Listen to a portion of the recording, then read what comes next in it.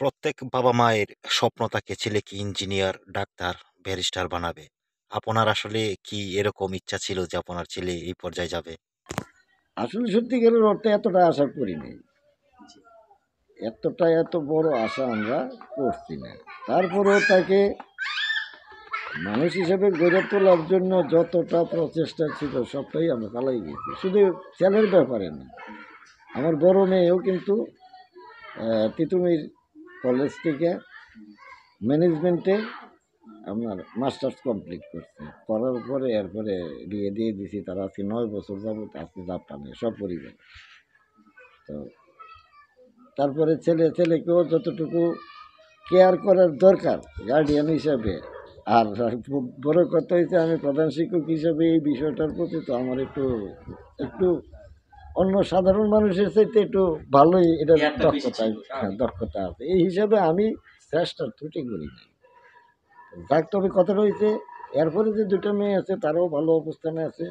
Victoria সরকারি ইয়ার থেকে যে আছে ভিক্টোরিয়া কলেজ ইন্টারে কুমিল্লা ভিক্টোরিয়া, ওখান থেকে দ্বিতীয় মেয়েটা ওইটা আবার আসিফের ছোট, ওইটা আবার ইন্টার পাস করছে, আবার ঢাকা মেডিকেলেই ভর্তির জন্য কোচিং করতেছে। সর্বশেষ যে মেয়েটা আছে এটা আছে হলি ক্রসে, ঢাকা হলি ক্রসে। ওইটা ইন্টারে ভর্তি হয়েছে, এই ফার্স্ট ইয়ার চলতে আছে। পিতা হিসেবে আমার যতটা কর্তব্য ছিল করছি। আর আমরা তো আর আল্লাহ তালা তো আমরা দিছি, আমরা তো নিজেরা কিছু করণ লাগেনি। আমরা পূর্বপুরুষ থেকে পাইয়াছি যথেষ্ট। এখন ধরেন আমরা পাঁচ ভাইয়ের এখন সম্পত্তি না হইলে 100 গানি হবে। তো বাড়িটা যেটা এখানে দেখছেন না, এখান থেকে ওই যে রাস্তাটা দিয়ে আছেন স্কুল উত্তর দিয়ে একটা ব্রিজ আছে না, এই ব্রিজ বরাবর পশ্চিম দিক দিয়ে এখান থেকে আরম্ভ করে সম্পূর্ণটাই আমাদের এই বাড়ি। এখানে আর ভিতরে আর কেউ নাই, হাইটে গেলে 10-15 মিনিট লাগে আর কি।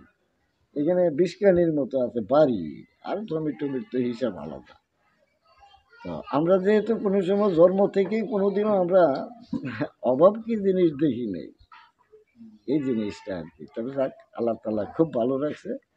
আর ছেলেকেও হয়তো আল্লাহ তালা পছন্দ করছে। দেশবাসীর দোয়া আছে, আপনাদের সবার দোয়া আছে, দোয়ার পর করতে এই জায়গায় গিয়ে আল্লাহ পাক যাকে চায় তাকে নেতৃত্ব দেয়। এটাই আর কি। আচ্ছা আঙ্কেল, আরেকটা প্রশ্ন, যে প্রথম তো ক্রীড়া মন্ত্রণালয়ে একটি দায়িত্ব পায়, দ্বিতীয়বার আবার পল্লী উন্নয়ন সমবায় মন্ত্রণালয়ের দায়িত্ব পায়। আসলে প্রথম যখন আপনি এই বিষয়টা জানতে পারলেন তখন আপনার কাছে কেমন মনে হয়েছে, একটু যদি অনুভূতিটা এটা বলতেন। এইরকম ছিল না, যখন নাকি এরা 5 তারিখের পরে যখন এরা ওই যে শেখ হাসিনার দেশ থেকে পালাইয়ে গেল, তখন তো এই নেতৃত্বের মাঝে আসিফ আর নাহিদই ছিল এটার মূল নেতৃত্বে আর কি। এরপরে সমন্বয়ক যারা আছে তারাও খারাপ, প্রত্যেকেই এটার মধ্যে যথেষ্ট আয়োজন, যেমন হাসনাত, সার্জিদ, কারো চাইতে কেউ কম না, মোটামুটি সবারই এটার মধ্যে যথেষ্ট শ্রম আছে।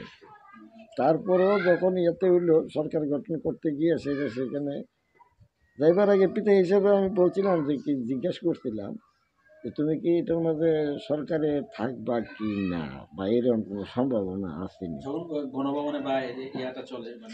হ্যাঁ, এটা চলার আগে দিয়ে যখন নাকি আর প্রস্তুতি নিয়ে যাইতেছে ওই মুহূর্তে আর কি, এই যে নতুন সরকারের গঠন হইতেছে, ওই সরকারে থাকার কোনো সম্ভাবনা আসেনি। আমি জিজ্ঞেস করছি, তারপরে বললো যে আপনি যদি 2 জনও থাকে তাইলে আমি থাকবো, আর যদি 3 জন থাকে তাইলে তো এটা নিশ্চিতই মোটামুটি, এই কথাটা বলছিল অবশ্য। তারপরে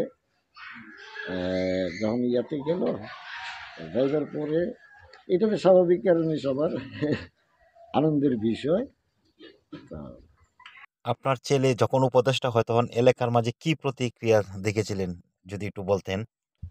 এটা তো আসলে কিন্তু গ্রামের লোক, এলাকার লোক আছে তেমন একটা চিনে,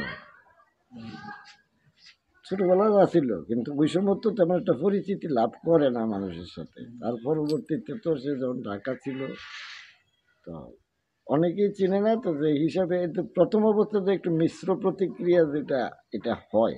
এত বড় এই যে ছোট একটা ছেলে কীভাবে তারপরে হয়তো তার পারফরমেন্সে এখন আর এই ধরনের কোনো সমালোচনা নাই, সব কিছু কাটাইয়া উঠতে পারছে, সমর্থ হয়েছে।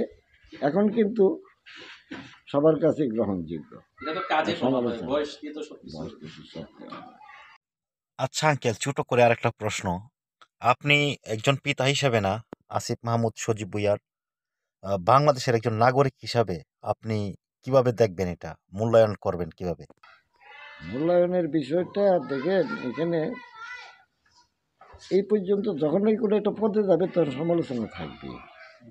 সবাইকে কাছে কিন্তু গ্রহণযোগ্যতা অর্জন করাটা যে কোনো নেতৃত্বে গেলে এটা সম্ভব নয়। এটা কেউ করে বিরোধিতার খাতিরে বিরোধিতা, আর কেউ কিন্তু সঠিকভাবে মূল্যায়ন করে। সব মানুষ একরকম না, তবে সাধারণ মানুষের মূল্যায়নে বা চতুর্দিকে আমরা খবরাখবর সব কিছুই তো দেখি, বা আমার বিচারও দেখতেছেন মোটামুটি এখন ভালোভাবেই চালাইতে আছে আর কি। অর্থাৎ শতকরা এখন ধরেন না, যদি আমরা মূল্যায়ন করতে গেলে এখন মনে হয় যে অন্তত কমসে কম 70 থেকে 80% সফল, আর 100% কিন্তু সফল কেউই হতে পারে না, এই আর কি। আপনার ছেলের জন্য দেশবাসীর কাছে কি চাওয়ার আছে? আমি শুধু ছেলের জন্য, দেশবাসীর জন্য দোয়া চাই, এর বাইরে আর কোনো কিছু আমার চাওয়ার নাই। আপনাকে অনেক অনেক ধন্যবাদ আমার চ্যানেলের পক্ষ থেকে আসিফ মাহমুদ সজীব ভুঁইয়ার শৈশব এবং কৈশোরের গুরুত্বপূর্ণ ইনফরমেশন দিয়েছেন, যা আপনার মাধ্যমে আমার দর্শকরা জানতে পারল। আপনার দীর্ঘায়ু কামনা করছি। আপনার ছেলের নেক হায়াত দান করুক, কর্মজীবন ভালো করুক। আপনি ভালো থাকবেন। আপনার ছেলের জন্য রইল অবিরাম ভালোবাসা। ভালো থাকবেন, সুস্থ থাকবেন। আসসালামু আলাইকুম আঙ্কেল। আল্লাহ হাফেজ। ওয়ালাইকুম সালাম, ধন্যবাদ।